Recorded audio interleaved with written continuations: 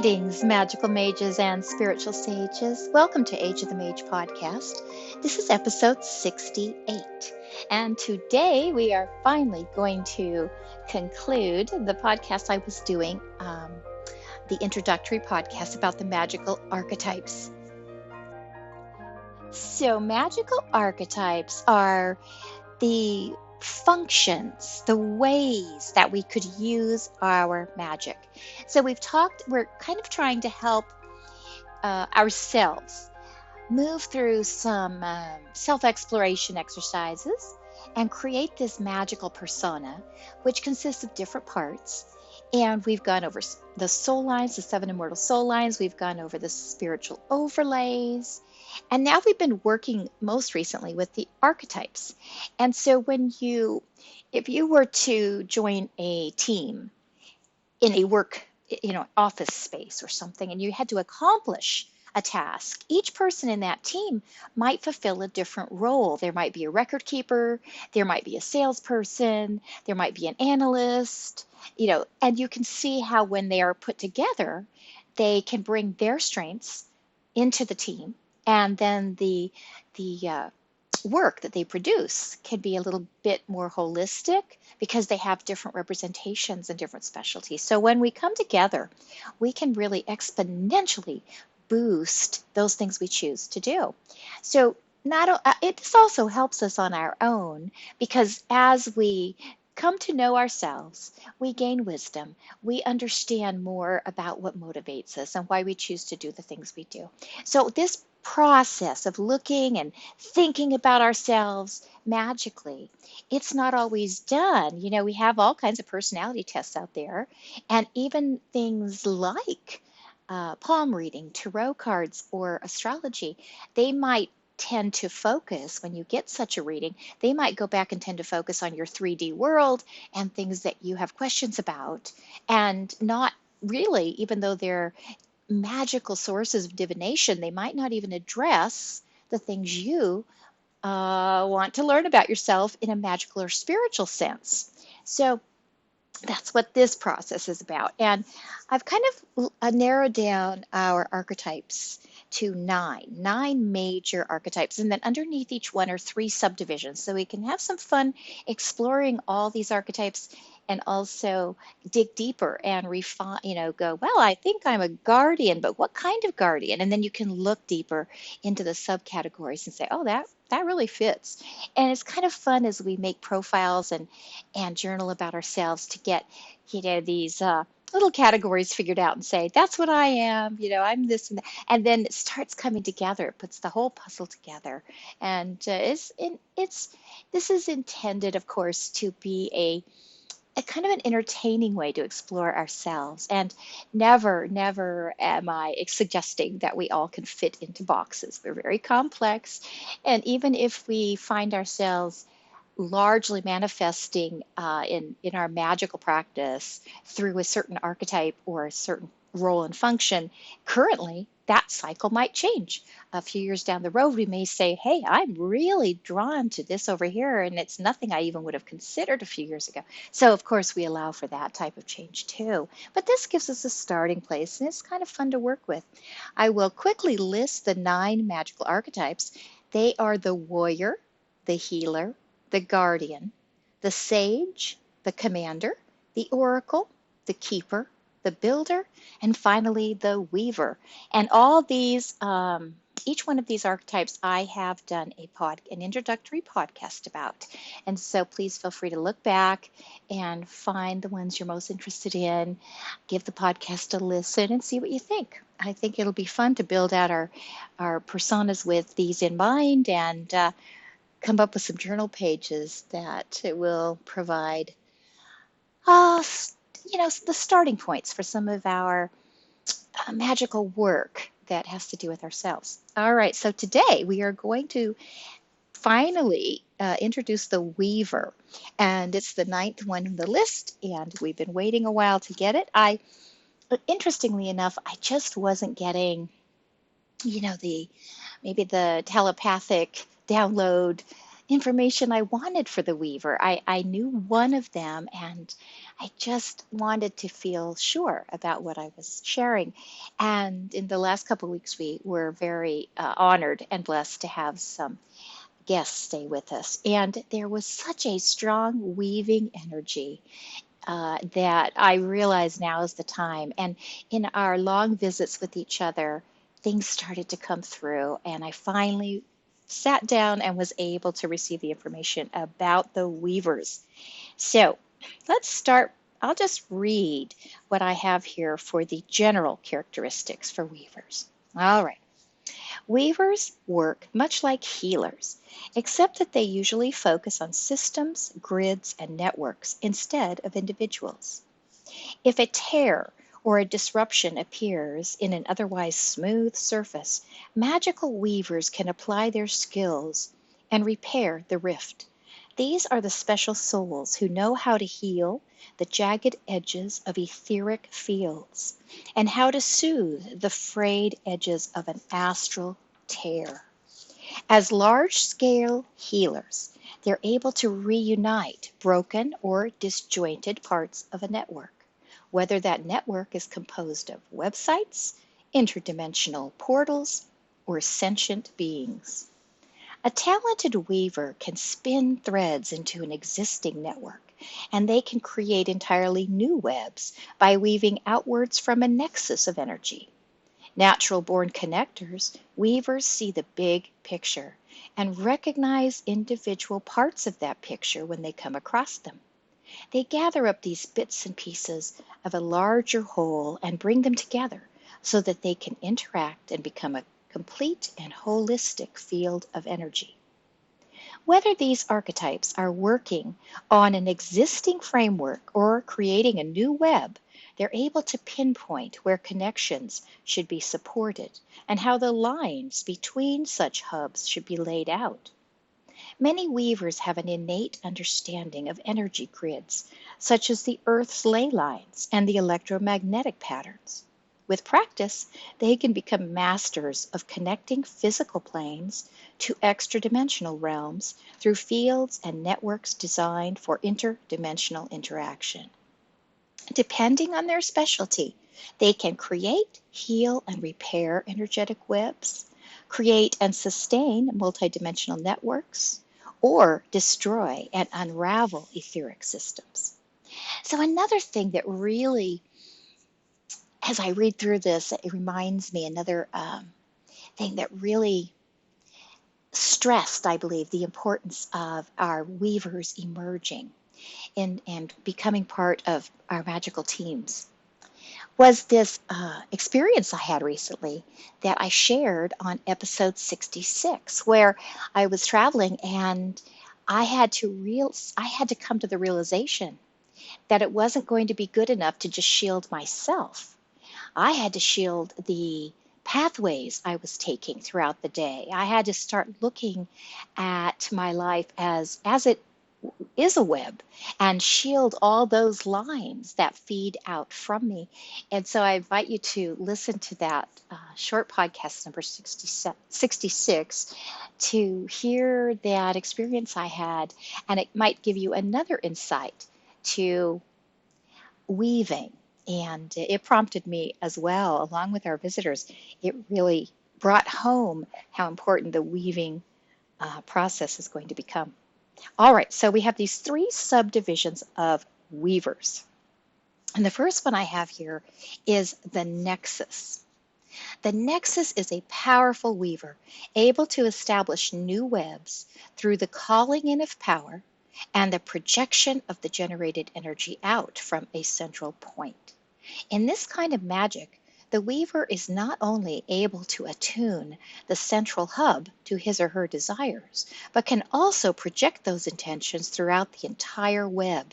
When this power is invoked, each line or spoke that leads out from the central hub will also carry the initial intentions of the practitioner. Nexus magic often includes the abilities to heal and repair central hubs, add vortices to existing networks, and link different webs by aligning each web's central nexus of power. The Nexus magician is an individual who can hold and maintain a great deal of power within his or her personal energetic field. This requires enormous depth, patience, and intense focus. The work of the Nexus can be exhausting and may require extended periods of rejuvenation. This magic is especially taxing in the beginning stages when the Nexus is creating a new web of power and supporting the birthing process of a new etheric structure. These etheric web creations require great skill to develop and maintain, and they are often vast and complex in nature. Examples of magical icons, I have here the bicycle wheel, or the image of the Fibonacci sequence in nature, for example, a seashell. So the Nexus is akin to what we might know in today's world as an influencer, someone who can sit at the center of a web and spread their energy, spread their intentions outwards from where they sit. And they can charge and activate each line that moves away from them with their energy. And so that the entire web has this underlying energy signature that comes from the practitioner themselves that is so very good at establishing these hubs. Now, sometimes this can be done for others when intentions are clear and stated very clearly, and the practitioner knows what the purpose of that person's web needs to be. Then they can go in lieu of someone and start the growth of a web for others. So they can do this naturally themselves and can also be called upon to do this for others. All right, let's move to the second type of weaver. I call these the spinners. Spinners are perpetually creating linkages between aligned elements. They work their magic by fusing intentions together through etheric strands of energy.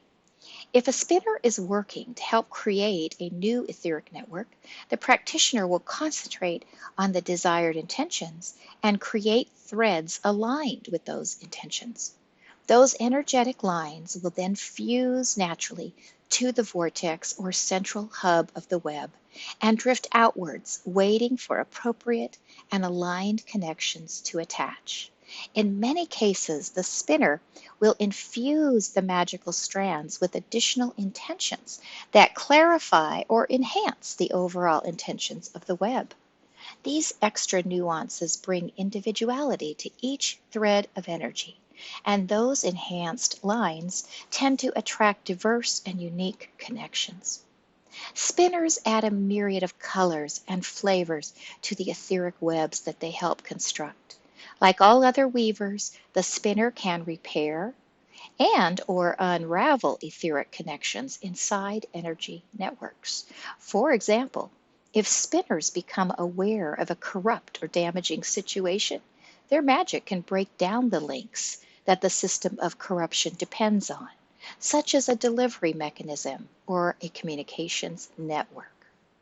Examples of magical icons for the spinners: maybe a spider's web, or a spinning wheel. So when I mention these magical icons, I do want to clarify that what they are maybe images or an actual object, something that the magician or the spiritual worker can see that reminds you, it anchors your feeling about your archetype in the 3D world. So let's say in this case, it's a picture of a spider web, an image, because you feel you feel like you naturally exhibit these spinning traits, and you have so much power when it comes to moving along the lines of a network and creating additional lines and linkages, so on and so forth. And so let's say you really feel strongly about this, and you have this spider image or a spider web image.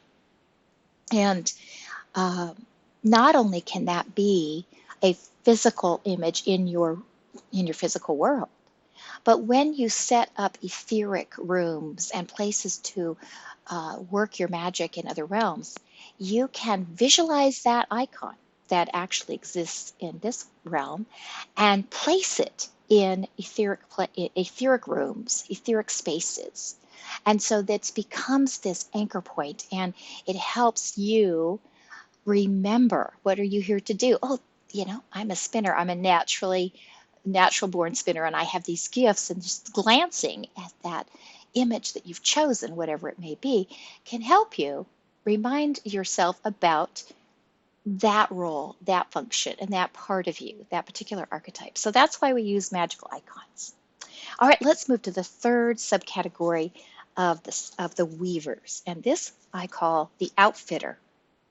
The outfitter can weave multiple webs together using interdimensional methods of binding, weaving, and stitching according to function, purpose, and alignment. Somewhat of a multidimensional tailor, the outfitter knows how to construct a complete suit and can create an expansive project working with various webs and individual energy scraps that are available and resonate with the desired energy patterns. The final construct may appear as a well-worn patchwork type of creation, or the new outfit may feel smooth and seamless.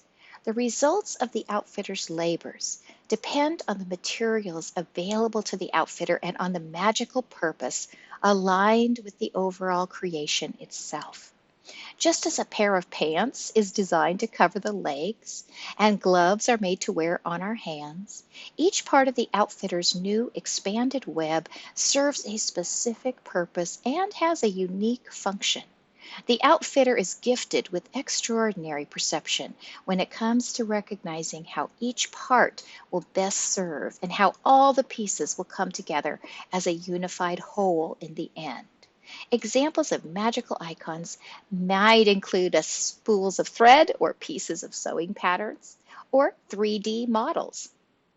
All right, so this last one, this outfitter, tends to take large webs already formed and find the edges, find the ways, find the overlaps.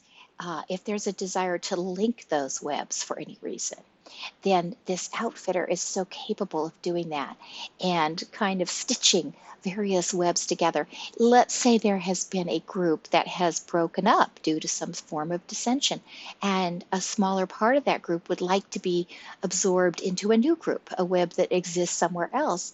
Then this powerful outfitter can recognize the affinities, the natural alignments, and really bring webs together and pieces of webs together and repair large and expansive types of networks.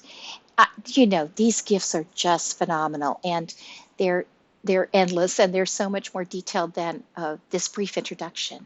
And those of you that resonate to being a weaver of sorts, you will have your own experiences that we'd love to have you share, because we know that the true essence of each archetype is so best represented by those who are that archetype and can really share from the heart what you perceive your methods are and what your purpose is and how you go about utilizing your particular magical skills. So please share if this resonates to you. All right, so we have moved through all 9 magical archetypes, and very soon I will be putting together the transcript or a PDF that you'll be able to print out about the archetypes, and as well as starting some journal pages, some PDFs for you to just print out if you'd like them. I know so many of you create beautiful scrapbooks, journals, grimoires, books of shadow that you are already producing and already working with. But in case any of you would like to just have some printable 8.5 by 11 pages to start a binder of notes for yourself, those will be coming soon too. And when I do that, I will do a short podcast reminding us about the archetypes and announcing where to find those materials. Now, usually I will have all bonus materials on the Modern Masters site at the Age of the Mage page, where all the episodes are listed, and they'll be under bonus and extras, I think. So I will make sure to give you links and things once those are in place. I will let you know. In the meantime, please enjoy your day. Those of you that are weavers, please give some thought or anybody that has heard this, give some thought to this. And I believe it's going to be a very powerful need we have coming up. It links, it so closely aligns with the idea that we're all finding right now our soul tribes. We're finding our star families. We're finding those kindred souls, people with like minds, so we can cluster together and then maybe do some real creative work and give ourselves support on one side, and then maybe help to try to improve situations we see in our communities and in the world by teaming up and taking on some special projects. So I think weavers, when you think about this, and that latest kind of revelation that came through to me about protecting the entire web of my life, not just a bubble sitting in the middle, these are going to be very powerful magical practitioners that each and every one of us are going to rely on, I believe, in order to see our projects come into fruition. The connections between us need to be protected. And it's a very important point. So I believe weavers are going to be activated now, and I welcome you and your ideas if this resonates with you. But for now, I will stop, and I will be back soon, but I will say goodbye for now.